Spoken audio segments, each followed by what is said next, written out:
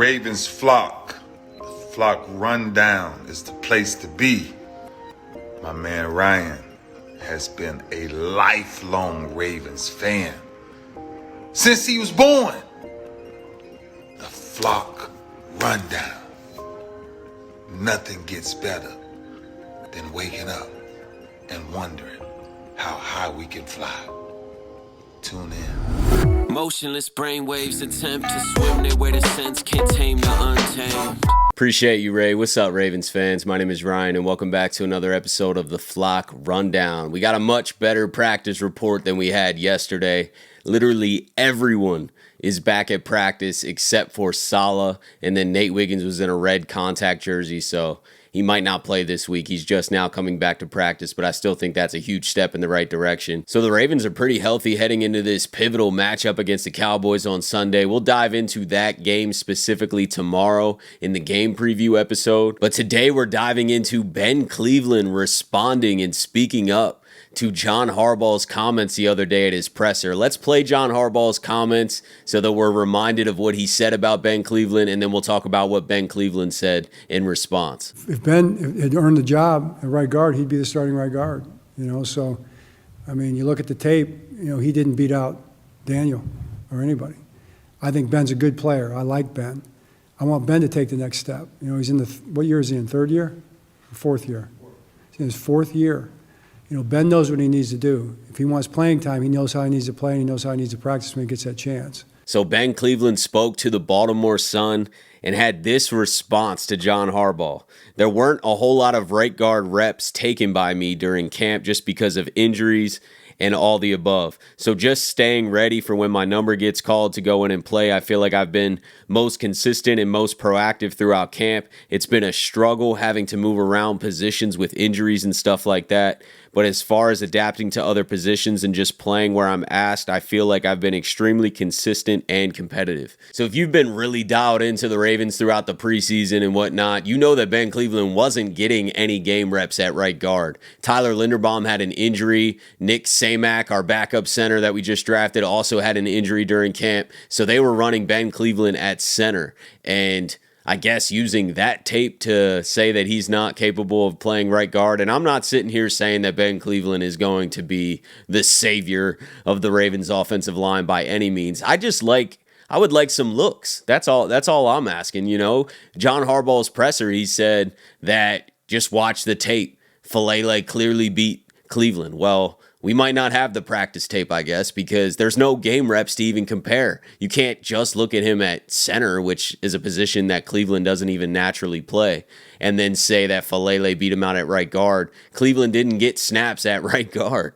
So it is confusing. I am glad that Ben Cleveland kind of stepped up and, said what we were all thinking. Like, I've been moved around the whole line all offseason and have been trying to adapt to different positions and help out where needed. And all of that has caused Ben Cleveland to not get many reps at right guard, which really doesn't give him a fair shot at right guard. So once again, it does kind of confirm that, Ben Cleveland is on John Harbaugh's bad side a little bit. I don't know if it's work ethic from previous years in practice or whatever it is, attitude, I'm not sure. I'm just trying to speculate and figure out what exactly is going on here, but clearly they do not want to go with Ben Cleveland. If you were watching the press conferences today with Todd Monken, he basically was saying the same thing, and it really appears, at least for now, that they're going to stick with this offensive line. Todd Monken reiterated things that John Harbaugh said about this line is improving and getting better, and they just got to be more consistent, and these are the five guys. I think that the rotation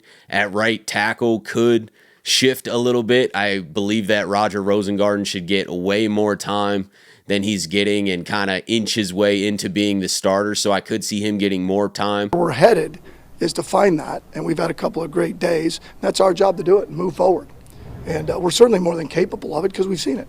Now we just got to put it all together because, like I said, it's we're moving the football. We have opportunities out there, but we have to collectively execute at a high level. Pray to God that something changes, man. We need improvement ASAP. John Harbaugh, Todd Monken are very committed, it seems like, to just roll with this offensive line and have them improve week after week. Todd Monken mentioned multiple times that the Ravens are super close, could easily be 2-0. I do agree with that, but there's some glaring weaknesses that I just don't know how you snap your fingers and fix overnight. But we'll see what happens. Hopefully there is improvement, and hopefully Roger Rosengarten starts to play a lot more. I'd like to see him get the start, but I think that this rotation is going to continue at least for a few more weeks, and you might just see him playing more. You definitely should see him playing more. Even this week against Dallas, I think Roger will play a lot more. The tape that he put out last week was incredible. You had guys like Chris Long hyping Roger Rosengarten up on his podcast. Max Crosby lit that game on fire.